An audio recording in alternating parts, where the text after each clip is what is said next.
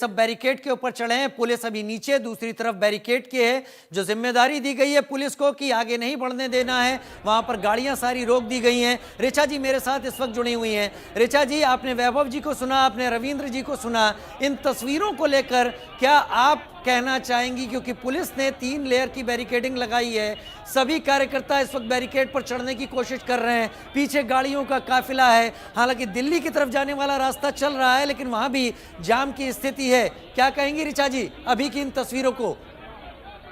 तथ्यात्मक बातें कहना बहुत जरूरी है चर्चा में, क्योंकि अभी कांग्रेस के प्रवक्ता एएसआई की बात कर रहे थे, तो उनको अपने तथ्य जाके सुधार लेना चाहिए और इस तथ्य को भी उनको देखना चाहिए कि एएसआई की जो अनुमति के बगैर मस्जिद में निर्माण कार्य कराया जा रहा है ताकि उसका स्वरूप बदला जा सके, इसके लिए 2018 में एएसआई के द्वारा एफआईआर कराई गई है। शांत रहिए, क्या बदतमीजी करते हैं आप?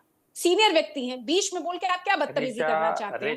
क्या बदतमीजी करना चाहते हैं? हम तो तथ्यों से कह रहे हैं, हम तो तथ्यों से कह रहे हैं। आप कह रहे हैं 2018 की एफआईआर को आप ये मानती हैं कि वो मंदिर था जिसका स्वरूप बदल रही है। मैं बदतमीजी का जवाब नहीं आप देती। बदतमीजी कर रही हैं। मैं बदतमीजी का जवाब नहीं देती। इतना जो इस तरीके का व्यक्ति नहीं, कोई दुरुपयोग नहीं। आप बीच में बोल रहे हैं, मैंने तो आपके बीच में नहीं बोला।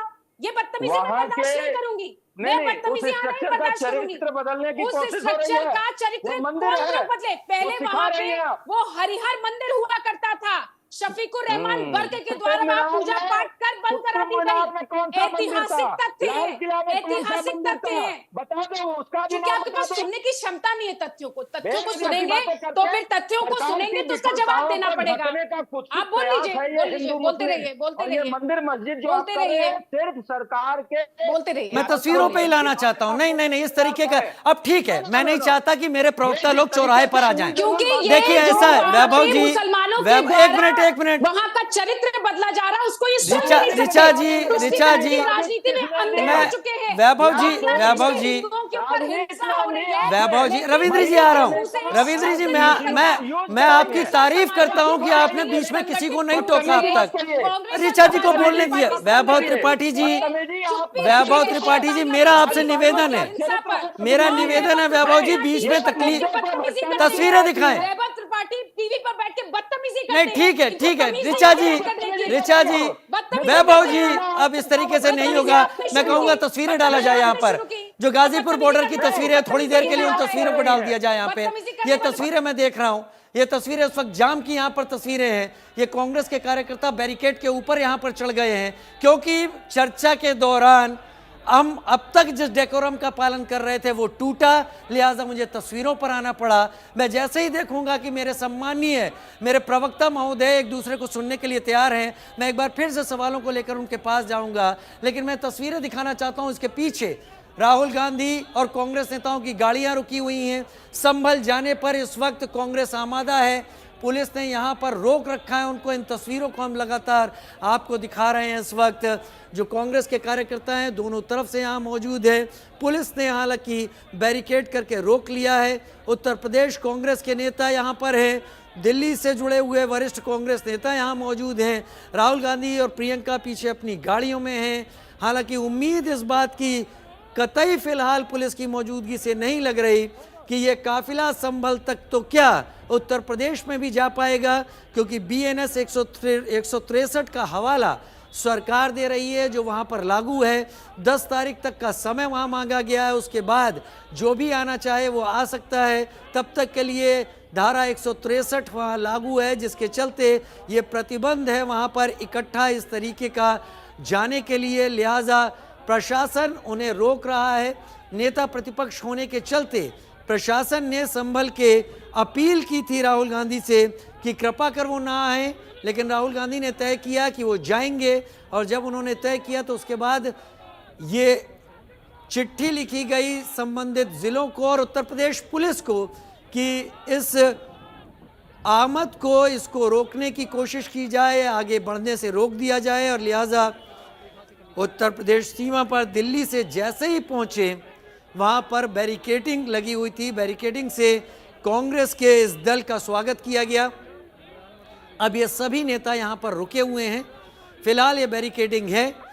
कार्यकर्ता नेता पुलिस से कितनी भी बहस कर लें, क्योंकि पुलिस नियमों में बंधी है। अजय राय भी इस वक्त दिखाई पड़ रहे हैं, उत्तर प्रदेश कांग्रेस अध्यक्ष अजय राय इस वक्त दिखाई पड़ रहे हैं, जो वरिष्ठ पुलिस अधिकारियों को बात बताने की कोशिश कर रहे हैं।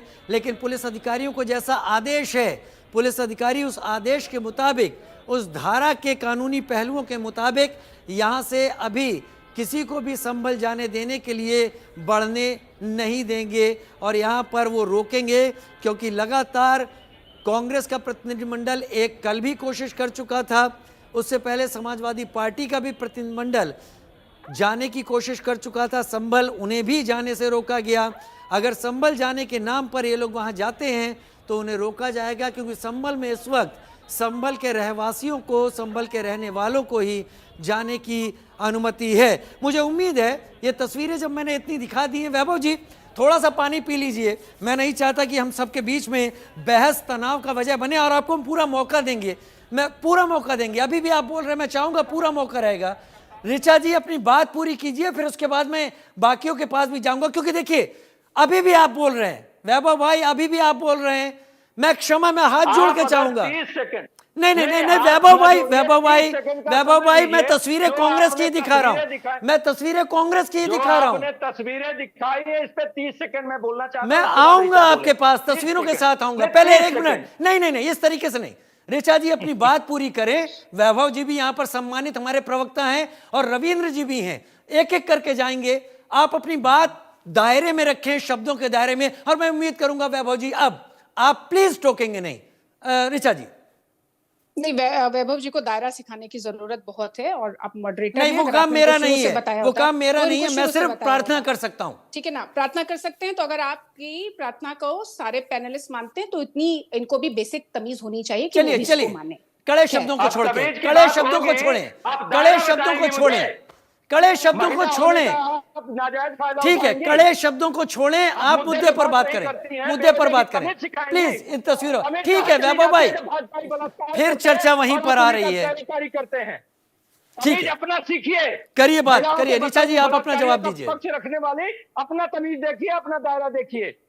सवाल यह है कि धारा 163 की जो बात करते हैं वो संभल में लगी है और गाजियाबाद और यूपी को पूरी तरीके से सील किया जा रहा है। एसआई ने एफआईआर कराई, वो भी आपको मालूम नहीं है, तथ्यात्मक रूप से आप अपडेटेड नहीं है। यहाँ बैठ के चीखने चिल्लाने से कुछ होने वाला नहीं है, ठीक है ना। और बिल्कुल जब आप गलत करेंगे तो मैं आपको सिखाऊंगी। मैंने तो महिला होने का सवाल नहीं लिया, लेकिन आपको इतना बेसिक भी नहीं है। बलात्कारियों का पक्ष लेने वाली महिला मुझे तमीज ना सिखाए। बलात्कारी वो तो किस तरीके से चौधरी भाजपा किस तरीके से राहुल गांधी जी की यात्रा में कांग्रेसी महिलाओं के साथ, ये देखिए यही है आपकी बेसिक तमीज है। मैं इसका जवाब दे सकती हूँ, लेकिन मैं चूंकि बहुत ही अनुशासित पार्टी से आती हूँ, इसलिए मैं भी आपको आपकी भाषा में जवाब नहीं दे रही हूँ। अनुशासित पार्टी से आती हूँ, इसलिए मैं आपको आपकी भाषा में जवाब नहीं दे रही हूँ, क्योंकि ठीक है ना, राहुल गांधी की चरित्र भाजपा का क्या है, बलात्कारियों भारत जोड़ो यात्रा में कांग्रेस की महिलाओं को बख्शा नहीं गया, कांग्रेस की महिलाओं को बख्श नहीं रहे हैं, ये तो पूरा देश जानता है। इस पे एफआईआर आपने इनको मंच दे रखा है, ठीक है, एफआईआर बनाई हुई है, 10 मिनट से ठीक है, चिल्ला रही हैं, तो इनको झूठ बोलने के लिए आपने इनको समय दे रखा है। एफआईआर कांग्रेस के नेताओं पे भी हुई है, और किस तरीके से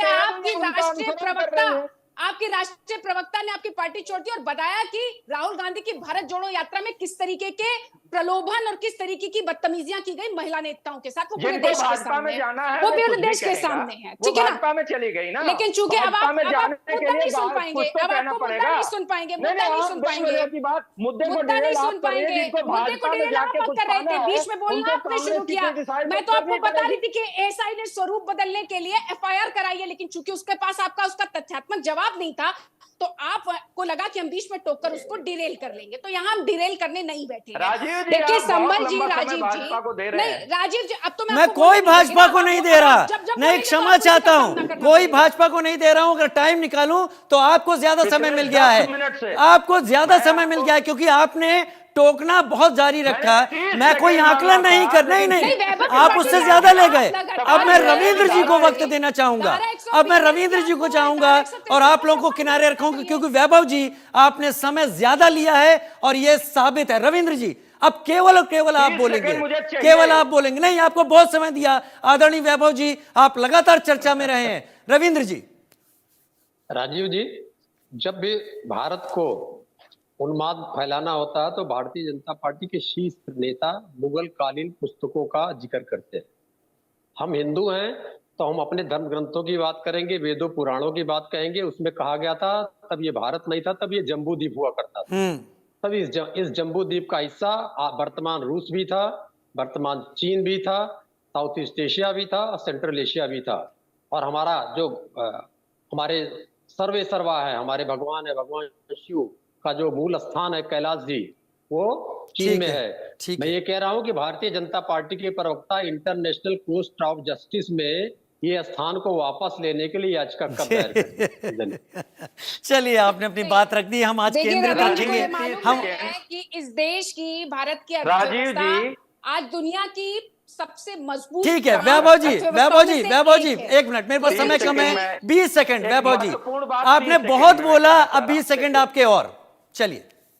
देखिए वैभव जी तो लगातार जो है यहाँ पर नहीं बोलने देंगे। मुझे लगता है चर्चा का यही स्थिति रहेगी। खैर, मैं इन तस्वीरों के साथ विदा लेता हूं। समय थोड़ा कम बचा है हमारे साथ।